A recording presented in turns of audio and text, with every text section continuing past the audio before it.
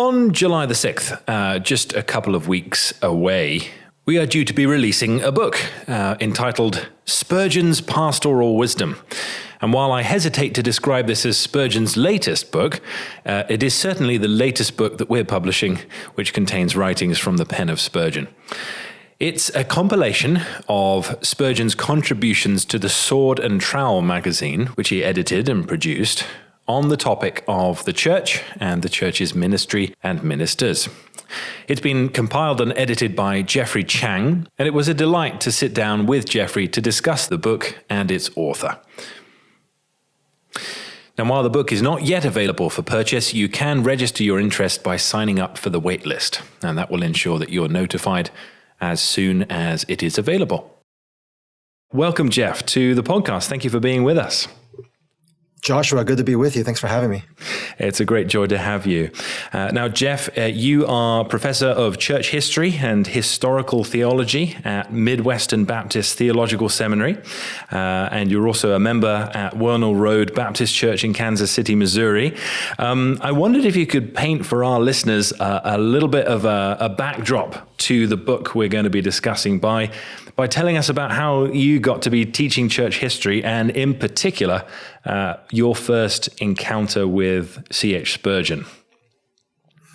Yeah, so a few threads there. I have, as one who was a pastor prior to me coming out to Midwestern, a Baptist pastor at that, I had heard much about Charles Spurgeon. I think I was really introduced to him just as a member of Capitol Hill Baptist Church. Mark Devers, the pastor there. And I remember when I was a member there on Wednesday nights before the Bible study, he would often, as people are coming into the auditorium, he would read from Spurgeon's autobiography. And it was just such a delight to hear. If you've not read Spurgeon's autobiography, it's such a wonderful piece of church history. He tells stories from his life, from his ministry, and he, as a pastor, he's always injecting these great lessons. Anyways, that was my introduction to Spurgeon, and I found him helpful to me as I began to pastor, as I began to preach. His commentary on the Psalms, obviously, is a classic. People are quoting Spurgeon every Sunday from pulpits all across the world. I mean, he says things so powerfully, so concisely, and interestingly. So, I was using Spurgeon in that way, just kind of working through some of his sermons, the lectures to my students, these sorts of things. As I headed off to do my doctoral studies at Midwestern Seminary, I learned that they house the Spurgeon Library here. So Spurgeon's books, 6,000 volumes of his own books from his pastoral library, made their way to Kansas City in 1906. And in God's providence, they have landed here at Midwestern Seminary. And it's an amazing resource. And as I was thinking about a topic to write on for my doctoral dissertation, I emailed Mark Dever, my former pastor at that time, and he encouraged me to look at Spurgeon's ecclesiology.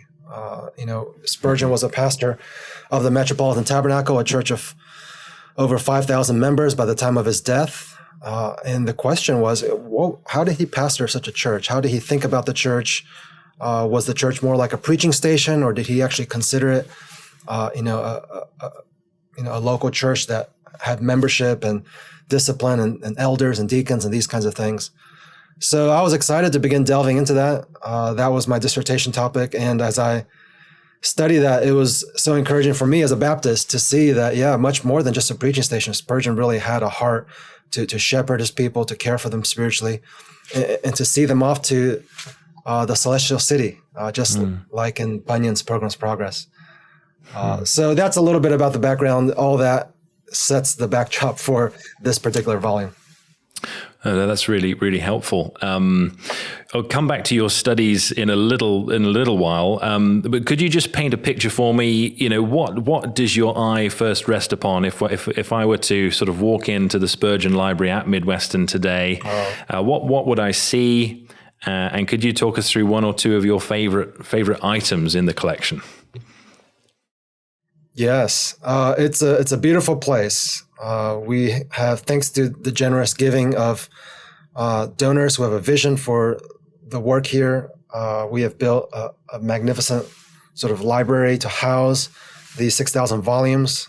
You would see a beautiful room with a lot of original pieces of furniture. We have Spurgeon's pulpit from his days at Waterbeach. We have the pulpit from the chapel where he was originally converted. We have his writing desk. It's set up like a library. So bookshelves all around with these wonderful, 19th century volumes, plus those going further back. Spurgeon was something of a rare book collector. You'd see a typical pastor's library, books on theology, books on biblical commentary. He loved poems, so lots of hymnals, lots of books on preaching and church history. Mm-hmm. Mm-hmm. In addition to his books and these large pieces of furniture, we've also been able to acquire the Heritage Collection that was over at Spurgeon's College UK. So all of Spurgeon's papers and manuscripts and letters, those things that went to his college, those things have now been brought here to the Spurgeon Library. In God's providence, the Spurgeon's College UK, as some might know, they had to close this past summer. And I'm very grateful that we were able to acquire that collection in order to keep it together. Our goal is not to hoard these things, but to make them available for scholars, for those who are researching Spurgeon. And the space also functions as a kind of museum. As visitors come, as pastors and church groups come, we can tell the story of his life and ministry and the stand that he took for the gospel. So we hope to be able to steward these resources for many more generations. That's really helpful. Now, you mentioned your doctoral research. You have published Spurgeon the Pastor, I think, as a result of that. Could you tell us? Obviously, we're going to be talking about a banner book primarily, but tell us about that work and maybe give us one or two highlights from your doctoral research into what you learned of Spurgeon as a church leader, as an ecclesiologist. Yeah, Spurgeon, as a Baptist pastor, we know, if you know something of his story, of the stand that he took in the downgrade controversy, he was living during a time of theological decline, as people were beginning to embrace this new theology, he called it, this theological liberalism or modernism, that really was abandoning historic Christianity. In addition to that, as I've kind of studied his context, 19th century, nonconformity, it also becomes apparent that many Congregationalist and Baptist churches were beginning to move away from the kind of robust, convictional ecclesiology that their forefathers had. They were beginning to adopt practices from American revivalism.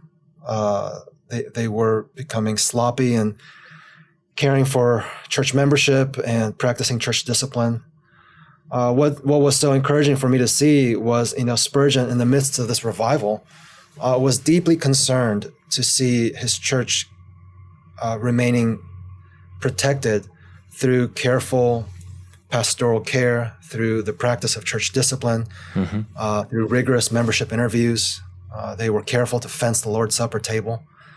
So, Spurgeon was such an evangelist, but that didn't mean that he had low views of the local church. He had a great heart to see the lost saved, and yet he also had just as high of a concern to see the church be protected in all of her glory and in her dignity, that the glory of Christ would be upheld. So that would mean that, practices like church membership, he took in something like 14,000 people into membership over 38 years of ministry there in London, which is just a crazy number.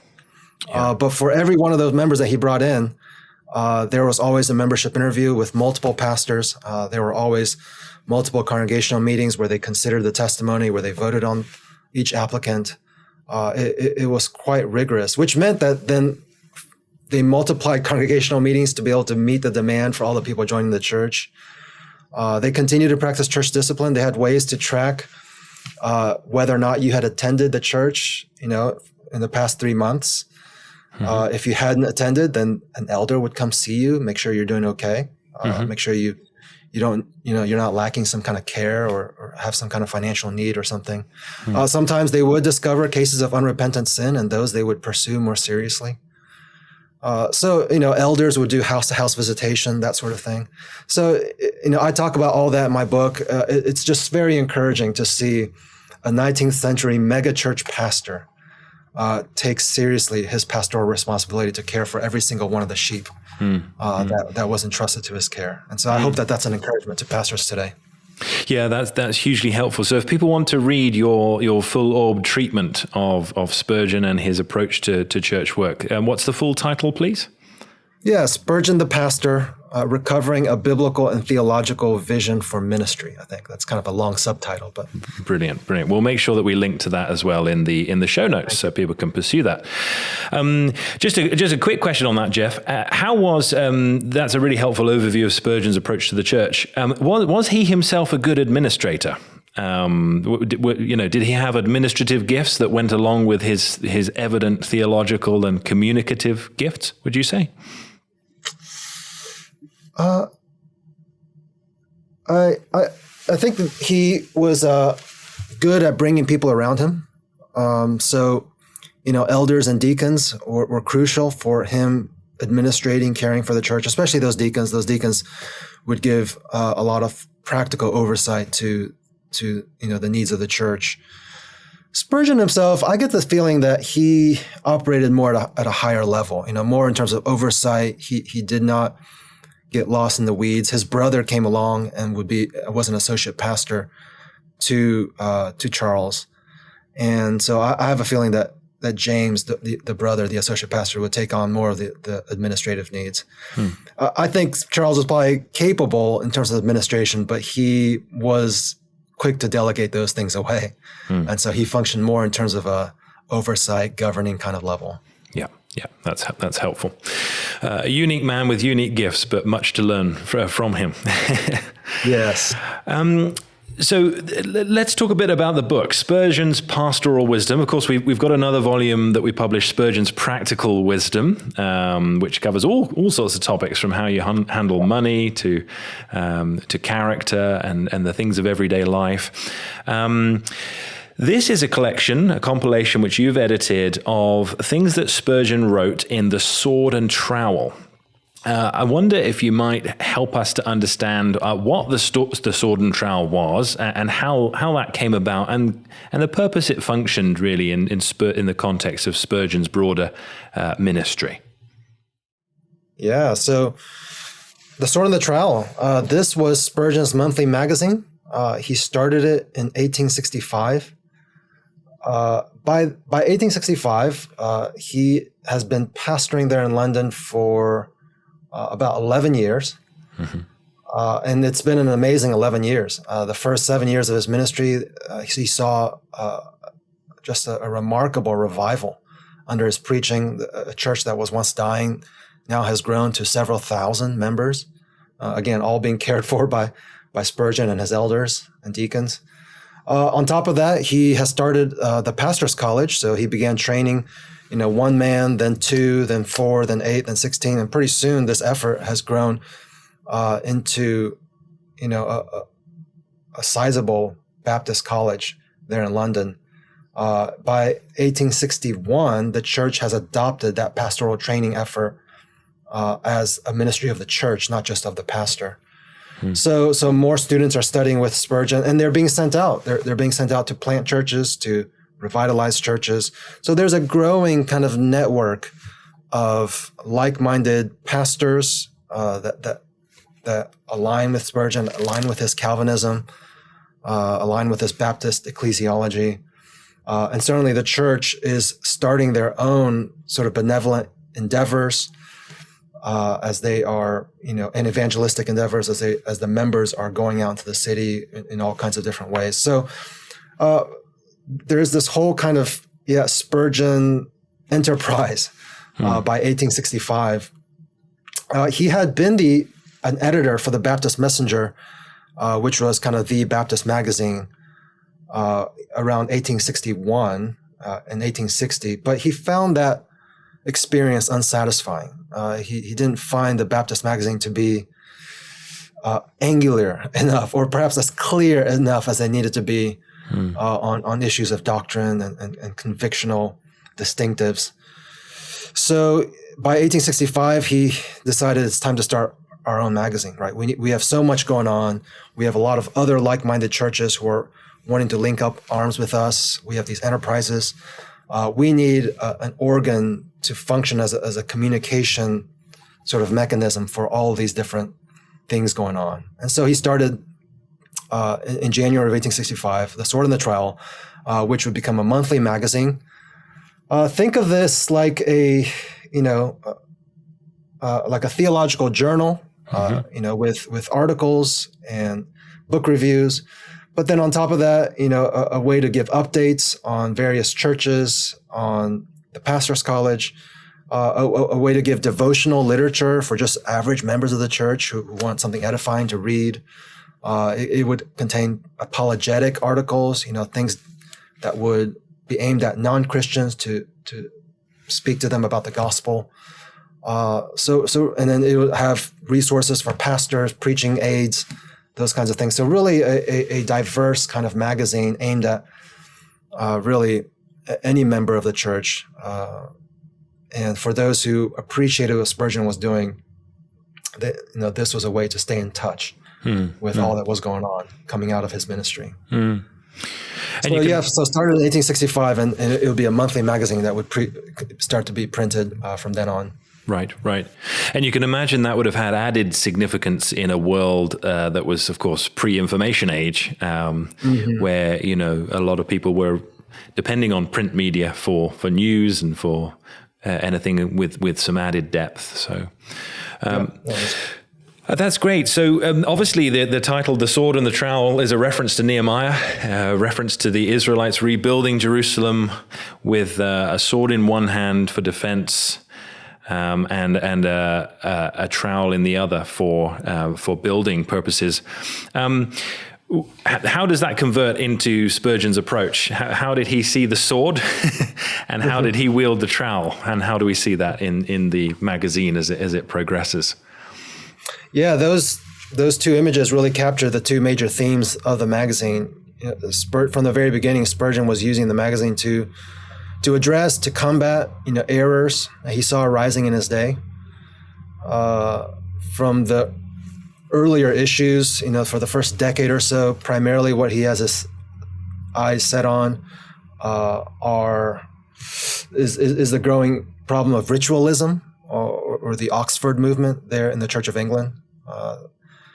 He found that to be quite a danger to English society, to the church.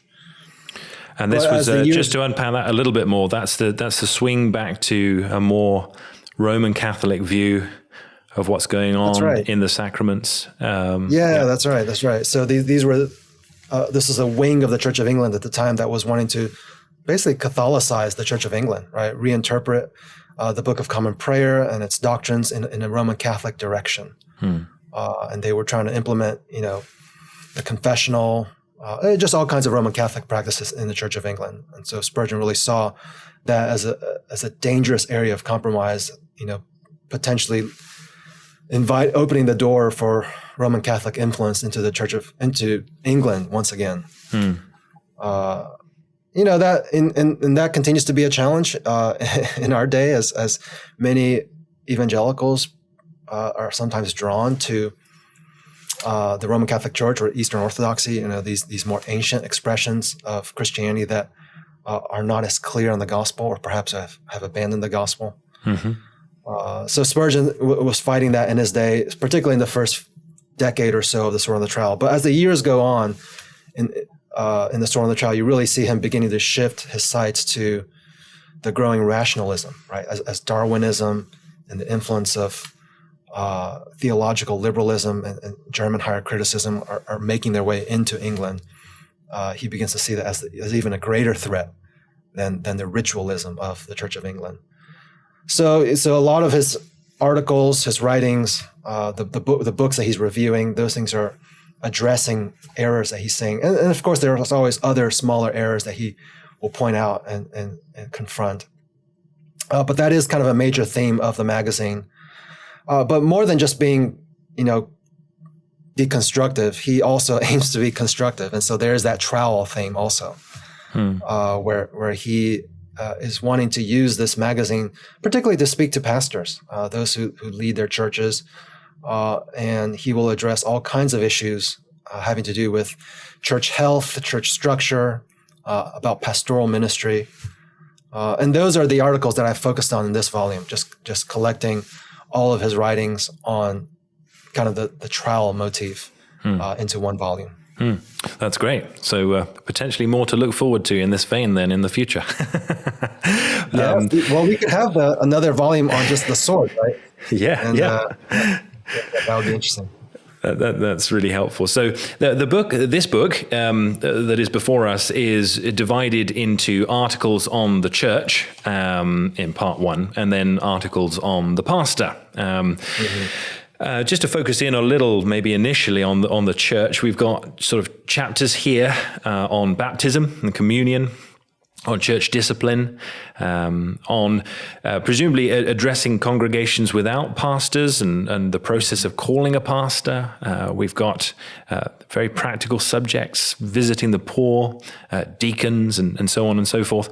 Could I ask you, Geoff, what are one or two areas where you think Spurgeon's perspective can really refresh us in some of the ruts we can get stuck in, or maybe supplement or inform us in areas where we're somewhat weaker when it comes to church practice and church leadership? Yeah, I'm sure the answer would vary depending on who's reading. But one area I've been deeply encouraged in is Spurgeon's emphasis on prayer, and not just individual prayer, but congregational prayer. And so there are a number of articles here having to do with the prayer meetings that they held at the Metropolitan Tabernacle. There are 2 articles that simply describe, an eyewitness accounts of what it was like to go to a prayer meeting on Monday night at the Metropolitan Tabernacle under Spurgeon. And it's encouraging to see how engaging it was, how earnest they prayed. It really gives kind of meat to the teaching that Spurgeon gives on how prayer functions as a kind of engine for the life of the church. And you get to see that engine at work. So I think that would be an encouragement that people could take away with them as I think prayer meetings these days, we often forget the role of that, as we think about church health, as we think about the ministry of the church. We can talk a lot about preaching, but too quickly overlook the role of congregational prayer beneath that preaching. The other bit I would say would be perhaps another encouragement for churches today would just be his activism, might be what we could call it. He was a remarkably gifted pastor, obviously an amazing preacher, but the last thing on his mind would be that he would be the only one doing that work. His aim was to have a whole church working with him for the cause of the gospel. And so I have a whole section of articles under the title of A Working Church. And it's encouraging to see at the Metropolitan Tabernacle the practical ways they would work to bring the gospel out into their neighborhoods. There's an article called Opening the Campaign. And he's writing to pastors, encouraging them, okay, summer's over, people are back from vacation. How can we really engage them in the coming year, right? How can we begin to sort of stir their activity, motivate them to be busy for the Lord, to be active for Him, and hear ideas that He has for His church. So, just if nothing else, a lot of these examples probably won't apply to every reader, but to see his example of intentionally thinking about how to stir his people to evangelism, to good works, is really helpful. And that's a helpful note, isn't it? We're not necessarily expecting to go and find a one-for-one application necessarily in every case, but to be inspired, to let Spurgeon's practice speak to what we're doing is helpful. And then part two is articles on the pastor. And so again, just for those who are interested in what they'll find in this section, we've got articles on things like sermon preparation, the craft of the preacher, as it were, sermon delivery, naturalness in sermons, and then we've got articles on pastoring, pastoral issues, gossip, scandal, and persevering in ministry, a topic which is, of course, extremely important in our day and age, where we have a high dropout rate among pastors, plenty of discouragements and spiritual warfare. So you're involved in pastoral ministry as well as teaching, Geoff, I believe. How has walking with Spurgeon encouraged you? Obviously, you've mentioned the prayer meeting. You've mentioned his very practical advice on sort of starting the pastoral year. But what has it meant to you to have Spurgeon, as it were, as a mentor, as you've worked on the nitty-gritties of being a pastor today? Yeah, Spurgeon has been a mentor to me in many ways. One way would be just in preaching. I mean, I've been reading his sermons now for several years, for many years, and I'm still challenged. I'm still helped in reading them. Just last night, I was struck by how directly he addresses people in his sermons, and it challenged me to think, do I often speak too casually in the first person plural rather than using that second person, address to people in my congregation. So yeah, if you want someone to kind of mentor you in your preaching, you would do well to, spend many years reading his sermons. And here in these, he has so many lessons from lectures to my students. Preachers might be familiar with those lectures, but here you have additional content, again, more exhortations, more instructions on preaching. I've also found him a great help to me just in persevering, particularly in seeing him weather all kinds of afflictions, opposition. And so these articles here that deal with persevering, about not being discouraged. There's one article called "Laid Aside, Why?" Here are his reflections. He finds himself once again afflicted with gout and other illnesses. He's laid aside. He wants to be fruitful for the Lord, but he's forced to take his bed. He can't even get out of bed. And he's just reflecting, why would the Lord do this, right? Why is he afflicting me in the midst of this season of fruitfulness? And his reflections there are really helpful. So much about God's work in sanctifying us, humbling us, but then also causing others to be able to take our place and serve alongside us. And so those are reflections that a pastor will be helped by. If he's not going through trouble now, he will someday go through trouble. And these things will prepare him for that. He has a great article also that has been a help to me, called "Against Hastening to Remove from Our Post of Duty." And he talks about pastors who too quickly leave a difficult position. There are times to leave, to be sure, and he recognizes that. But here's an exhortation to continue, right, even when times are hard. So yeah, it's helpful to see that Spurgeon, as successful as he was, it wasn't just a cruise. It was often hard, and he often had no idea how he would go on. But the example that he has of persevering, of relying on the Spirit, of trusting God's sovereignty and all that, has been helpful for me also. That's really helpful. Thank you very much, Geoff. And so it would seem that this is a book which would be worth opening at different stages in life's journey. I could see it being very useful to those who are setting out in ministry, very used to of great use to those who are not in ministry at all, but called to membership in the church, called to take their place, as you mentioned earlier, in the great work of the church, which is not the work of one man or even five, but the work of all the saints. So Thank you for your labors in compiling and editing, and for all that you're doing to raise awareness of Spurgeon, the pastor, as well as the preacher. Oh, I'm glad to do it. Thank you, Joshua. Thank you very much.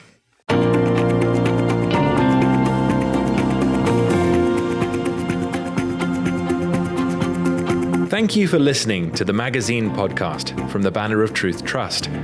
To subscribe to the magazine in its print or digital formats, or both, please see the show notes or visit banneroftruth.org.